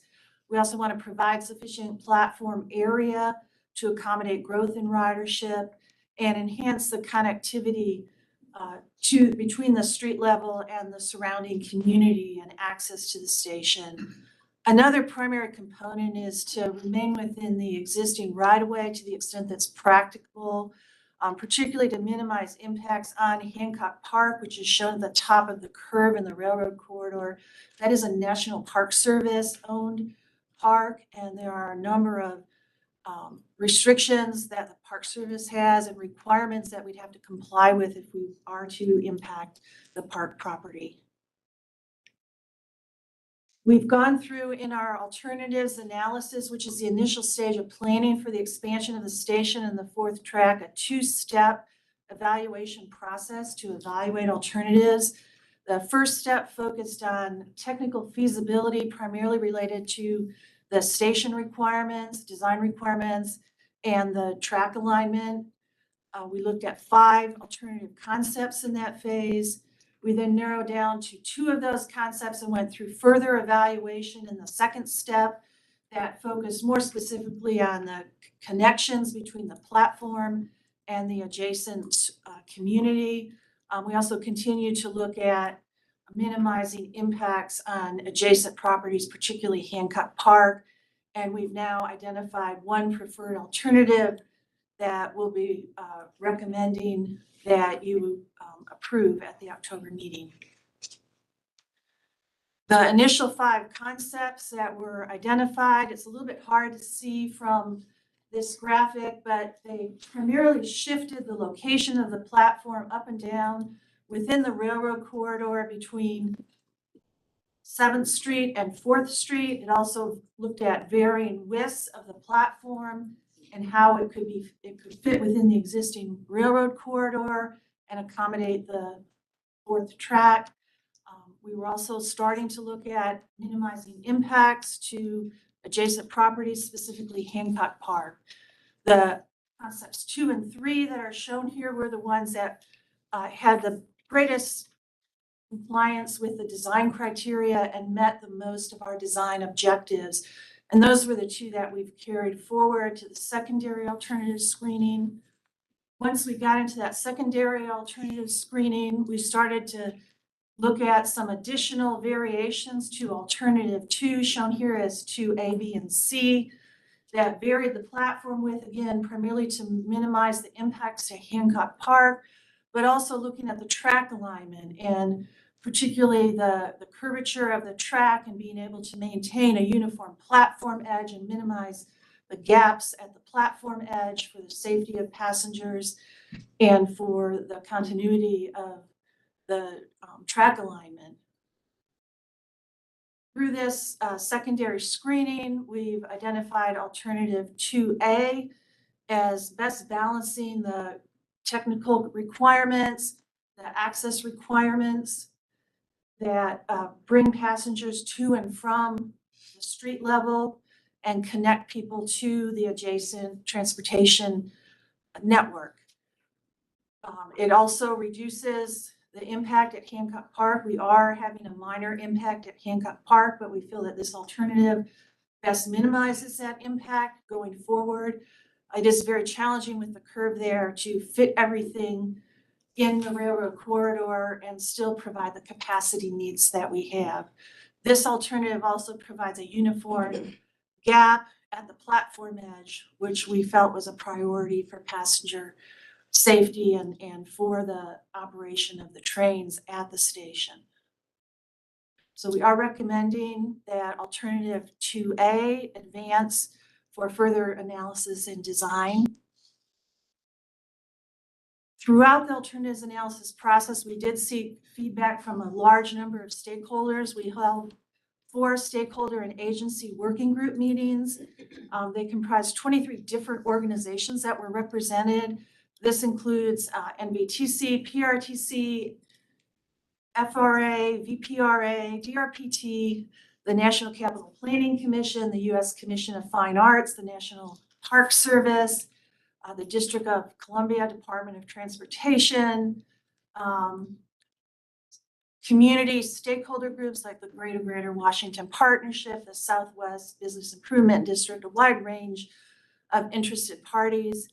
The attendees and participants in the working group did express general support for the preferred alternative. They were enthusiastic about all opportunities to expand the capacity of the VRE station.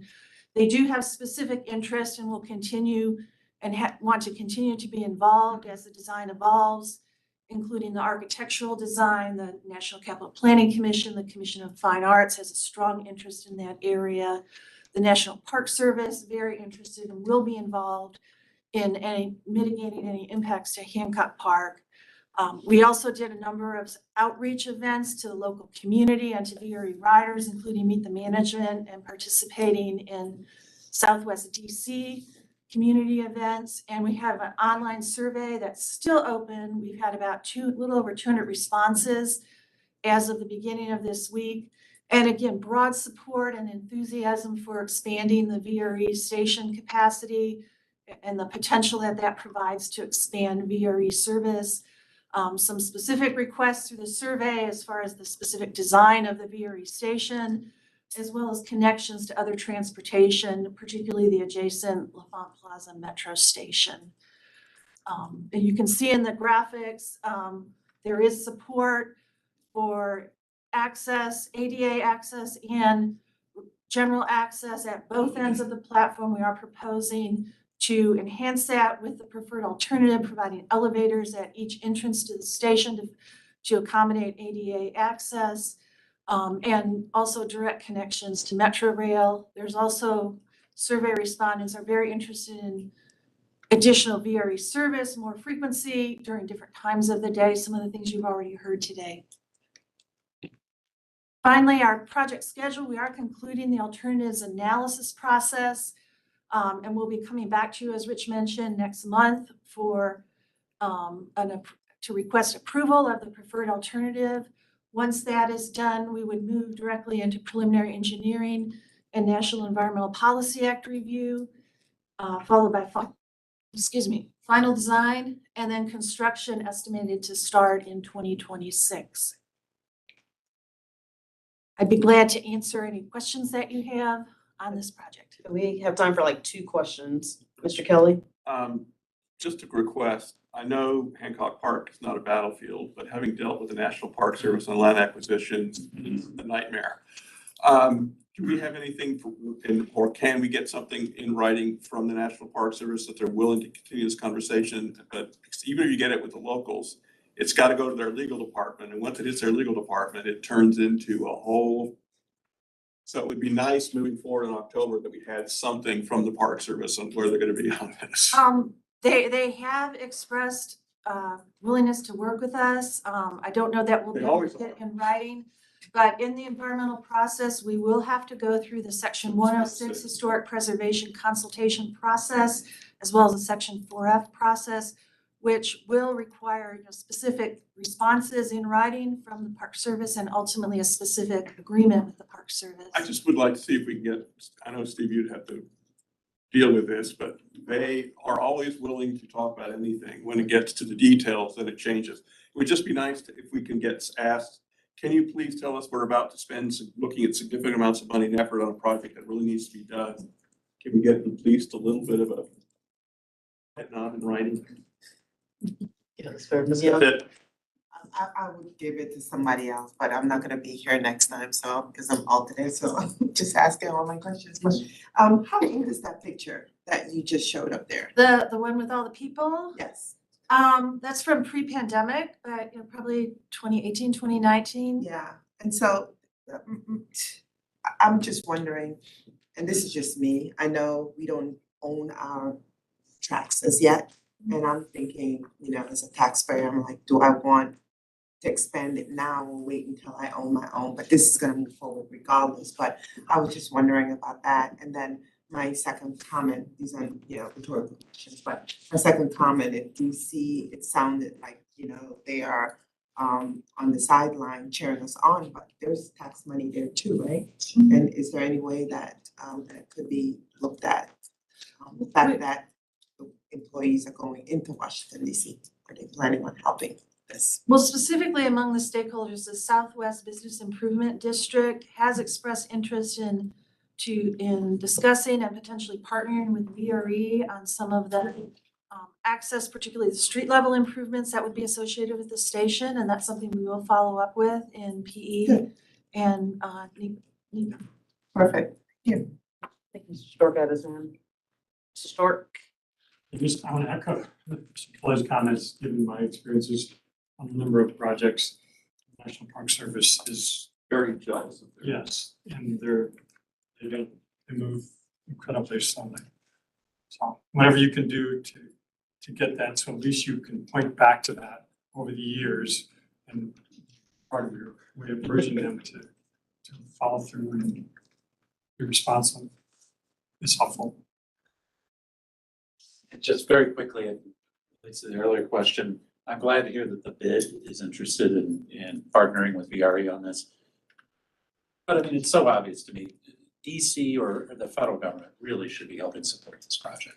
Because it's so much of a benefit to them in meeting their traffic reduction goals and their parking reduction goals. So anyway, it's probably naive on my part, but we shouldn't give up on that.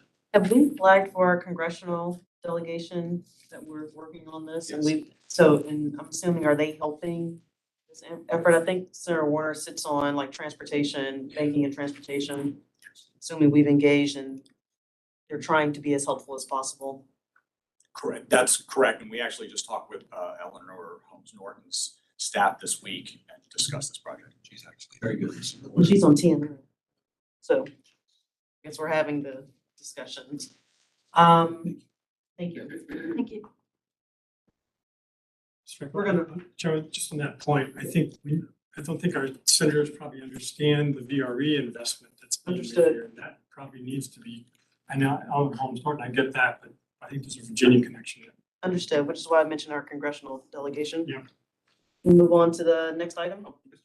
Madam Chair, Mr. McLaughlin wanted to make a comment from. Is it, Very quick, I just want to point out that, to the comment, earlier, that the Commonwealth has an easement over tracks in that area. When a survey is done, we'll have ownership, we'll also own the Ford track that VRE is built. So there will be ownership there. Just wondering, just one quick. So that's already moving forward, so this is timely that they're doing this. Thank you. Say something. we're gonna move to item C now? So for 10C, just want to point out, this is actually a read ahead. If I could get you to just look this information over, we're going to come back with a presentation in October. 10D is just the monthly spending report.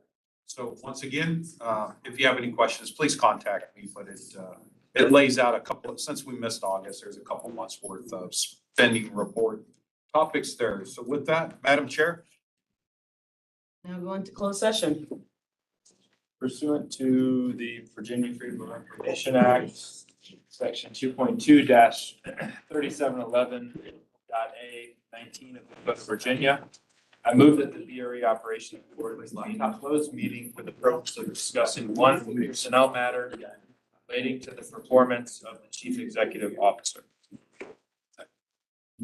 Second by Mr. Alcorn. Yep. Mr. Alcorn? Ms. Bagley? Present. Ms. Bailey? Aye. Ms. Franklin? Aye. Ms. Hayes? Aye. Mr. Kelly? Aye. Mr. McLaughlin? Ms. Mensing? Aye. Mr. Smith? Yes. Mr. Stark? Aye. Mr. Walkinshaw? Aye. And Ms. Young? Aye. Madam Chair? It's unanimous. Madam Chair, I just need a few minutes.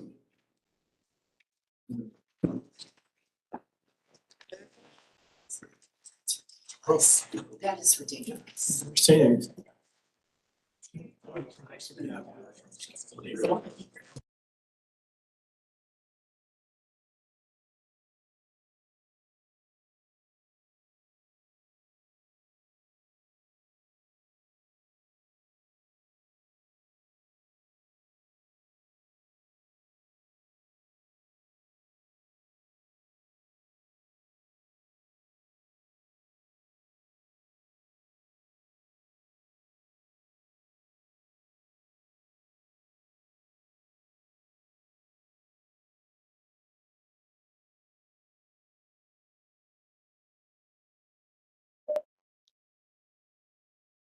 Sure. The VRE Operations Board certifies that to the best of each member's knowledge and with no individual member dissenting, it just concluded closed session.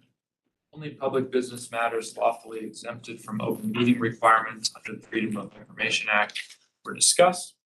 Only such public business matters as were identified in the motion by which the closed session was convened were heard, discussed, or considered. So moved. Is there a second? Any discussion? Clerk, will you please call the roll? Mr. Alcorn? Aye.